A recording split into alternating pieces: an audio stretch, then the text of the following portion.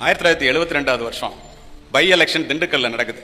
நத்தம்ங்கிற கிராமத்துல, நான் சொல்றது அத்துணையும் உண்மை சம்பவம். பாலமேடுங்கிற ஒரு இடத்துல, மாணிக்கம்பட்டிங்கிற இடத்துல 10ஆம் வகுப்பு படிக்கின்ற ஒரு பையன், 16 வயதே நிரம்பிய ஒரு பையன், காமராஜருடைய புகழை அடுக்கடுக்காக பேசிக் கொண்டிருக்கிறான். கூட்டம் ஆர்ப்பரித்து கைதட்டி கொண்டிருக்கிறது. கார்ல வந்து காமராஜர், நேரம் கருதி வேகமாக பேசுகிறேன், காமராஜர் இறங்குறார். இறங்கி மேடைக்கு வர்றார். இவனை பார்த்து இப்படின்னு சொல்றாரு. அவன் டக்குன்னு பேச்ச நிறுத்திடுறான். 2 நிமிஷம் ஓட்டு கேட்கிறார். கீழே இறங்குறார். அவன் நின்றுட்டு இருக்கான். யாரா நீ, என்ன பண்ற அப்படின்னு கேட்கிறார்.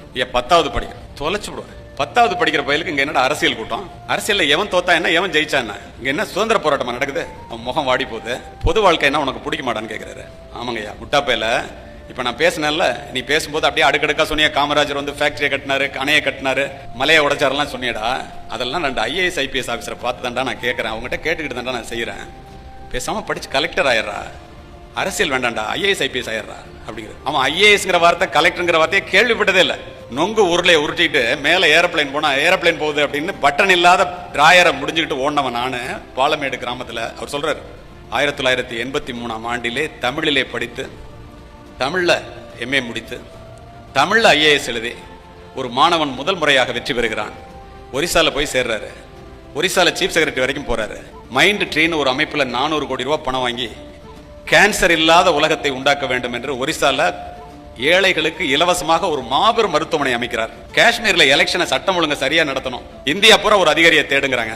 அவர் வேலை பார்க்குற இடத்துக்கு ஸ்பெஷல் பிளைட் போய் அவர் அழைச்சிட்டு வருது. அவர் எழுதுறாரு, அந்த பிளைட்ல போகும்போது, என்னுடைய அருமை நண்பர், பிளைட்ல போகும்போது நுங்கு உருண்டையை உருட்டிக்கிட்டு மேல ஏரோப்ளைன் வருதுன்னு பார்த்துட்டு இருந்தேன். நம்மளை அழைச்சிட்டு போறதுக்கு தனியா ஒரு பிளைட் வந்திருக்கு, எப்படியாவது இதை நடத்தி முடிக்கணும்னு போய் அற்புதமா அந்த காஷ்மீர் தேர்தலை நடத்தி முடிக்கிறாரு. கீழடி ஆய்வில் ஆரம்பிச்சு சங்கச்சுரங்கம்ங்கிற ஒரு புத்தகத்தினுடைய ஆசிரியராக தொடர்ந்து தமிழ் பணியாற்றி கொண்டிருக்கிறார்.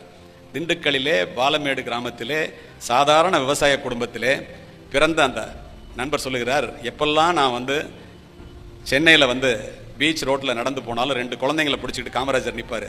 அதை கடந்து போகும்போது என் கண்ணில் தன்னால கண்ணீர் வடியும் என்று சொல்லுபவர் பாலகிருஷ்ணன் IAS என்ற அற்புதமான ஒரு IAS.